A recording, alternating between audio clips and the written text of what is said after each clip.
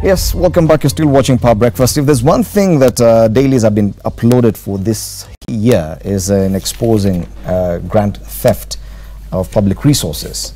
And today the dailies are still talking about theft of public resources, both the Daily Nation and the Standard. Swazuri plotted to fleece and swindle. This is not a new one. It has to do with the government buying land, apparently where two schools sit here in Nairobi. Parliament has demanded police to probe the school land saga, which it says was carefully staged drama leading to the theft of millions. The story continues on page 4 and 5. But on the Standard, this is a new one. New probe links Kidero to 8 billion shilling City Hall theft. Fresh investigations opened against former Nairobi Governor Kidero and 9 officials who served in his administration over suspected embezzlement of 7.8 billion shillings from the county coffers through large withdrawals using multiple accounts. The story is on page 4, including tabulation of how money was withdrawn, cash withdrawals totaling 1.9 billion shillings, RTGS totaling 2.2 billion shillings, funds transfer totaling 2.5 billion, transfer to pharmaceuticals totaling 973 million shillings. Now this has been tabulated, even the accounts we're talking about. Yes. And the county of Nairobi, according to this story by Geoffrey Musoku, at some point operated more than 32 different bank accounts. Yes. Yes, and most of these monies were withdrawn, some over the counter to the tunes of billions of shillings, other transfers, and as late as August 3rd last year, just 5 days to the general election, there were check deposits to some of these accounts. Now, surely we're not saying that anyone has been proven guilty. Yes, they're still innocent, but just looking at this story, definitely, this is not how counties work, is it? Yes, that's how they work. Fred, that is how they work. Basically, you see what has happened to our country. And this is the saddest scenario that you've got. We have passed every rule in the book to make sure that systems are in place to make sure that all that needs to be done to create prudent use of public funds is done. The PFM Act, for example, if you read this story, it talks about money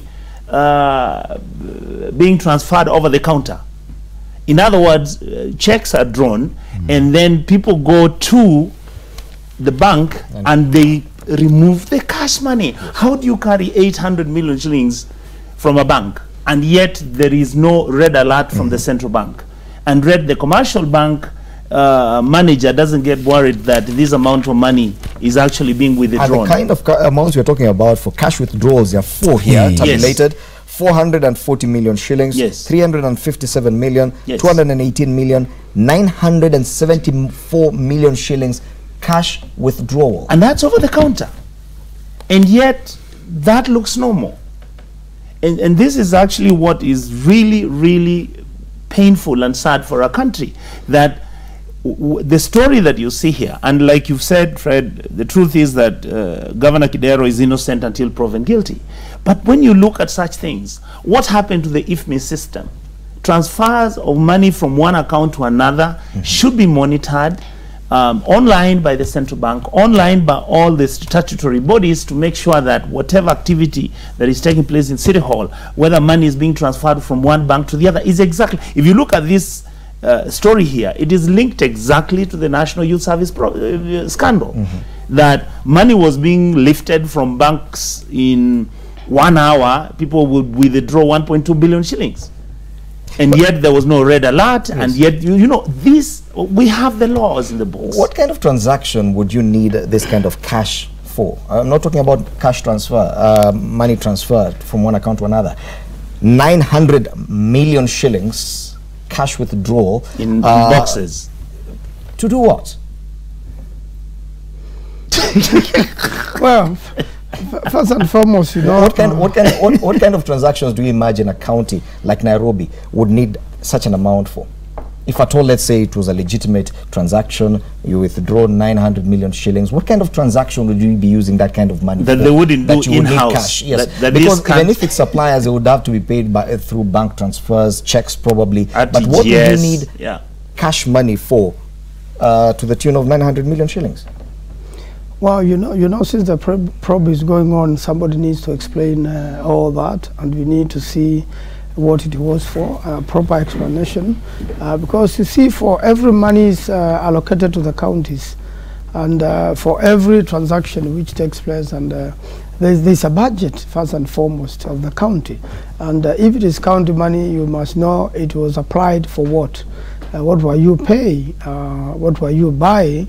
And for what purpose? You know, it should have been in the budget in the first place.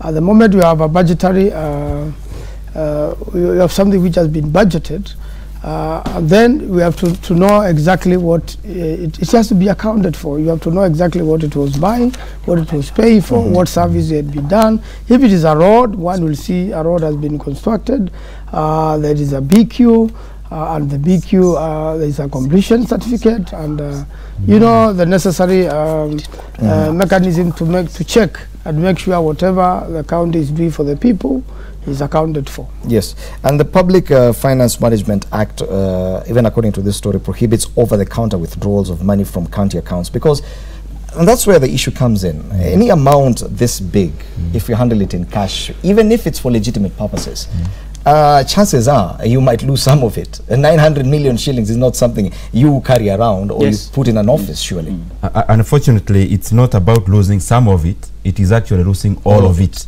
Because clearly, if you look at the tabulation, the amount you're talking about, for example, the one on 975 million shillings, Fred, to carry this kind of money, you need a vehicle. Not just a vehicle, you need a canter.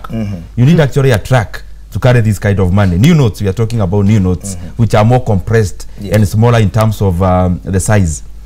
But also, I want to say very clearly, Fred, that this country, some people have history. And I'm not trying to impute any improper motives against anyone. But again, I cannot entirely blame Kidero, because as you've correctly put it, when you are doing this kind of withdrawal, of course there is IFMIS, there is central bank in it, there is of course other county officials, there is the bank itself. What happens in this country, it is systematic kind of stealing and theft, where even the person who is supposed to raise the red flag is actually given a white flag to raise instead of the red one.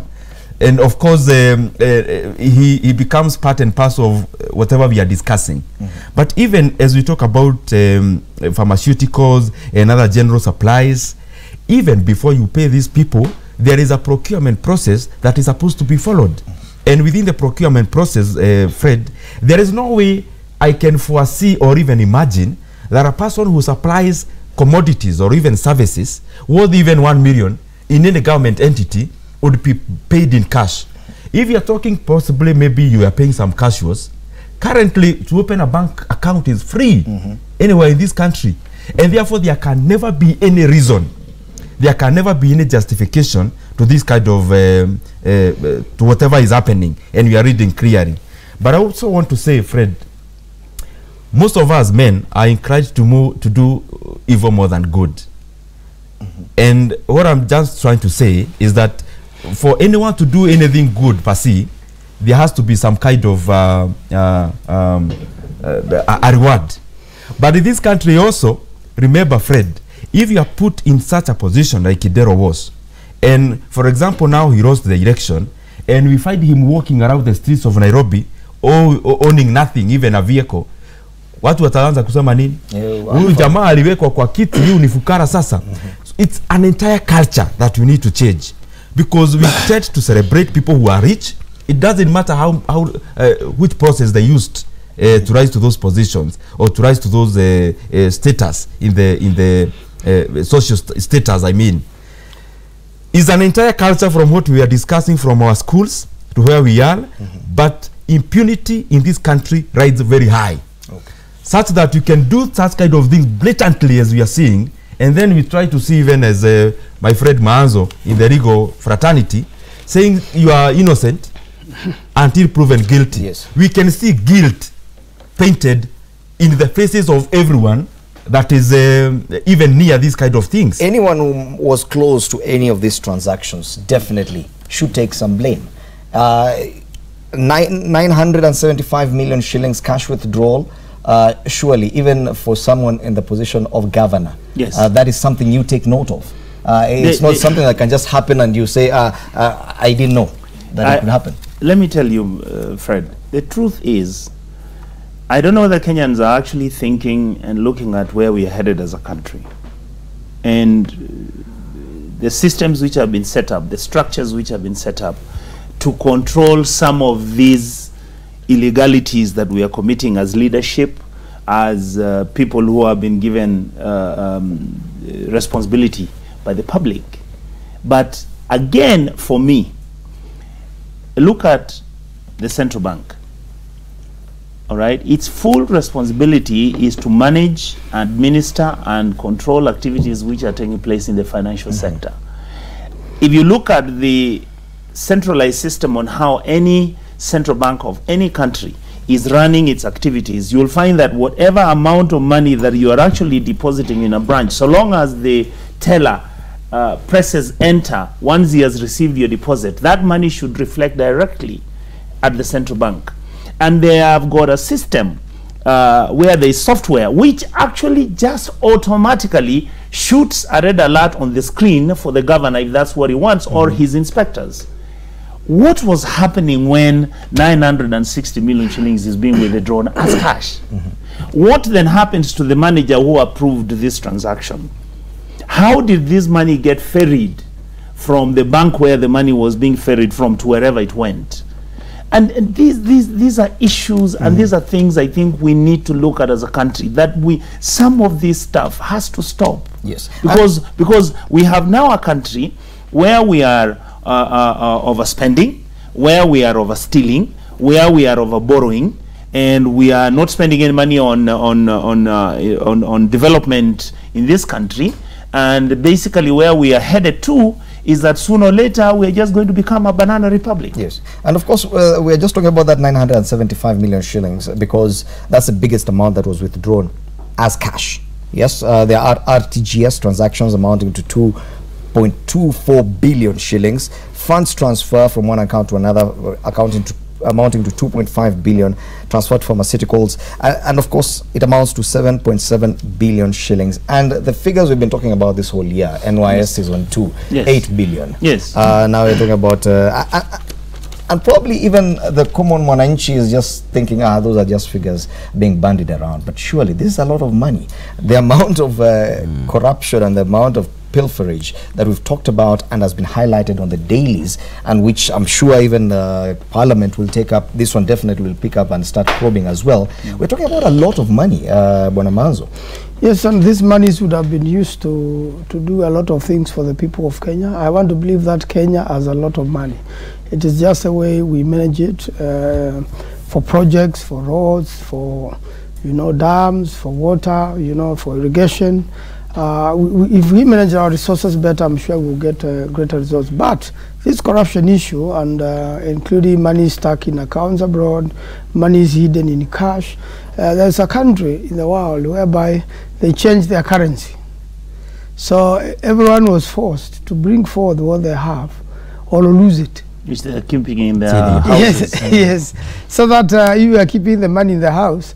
And now the currency has been changed. Let's say you say now our highest amount is 500 shillings, and you have 1,000 shillings. And you have 1,000 shillings. You have no choice but to bring it back to central bank. And if you don't do so, then it's paper the next day on reaching certain deadlines. So I think we need to come up with big ideas of fighting corruption, such that whoever has stolen monies from public coffers has hidden it somewhere, either it's in cash or it's abroad.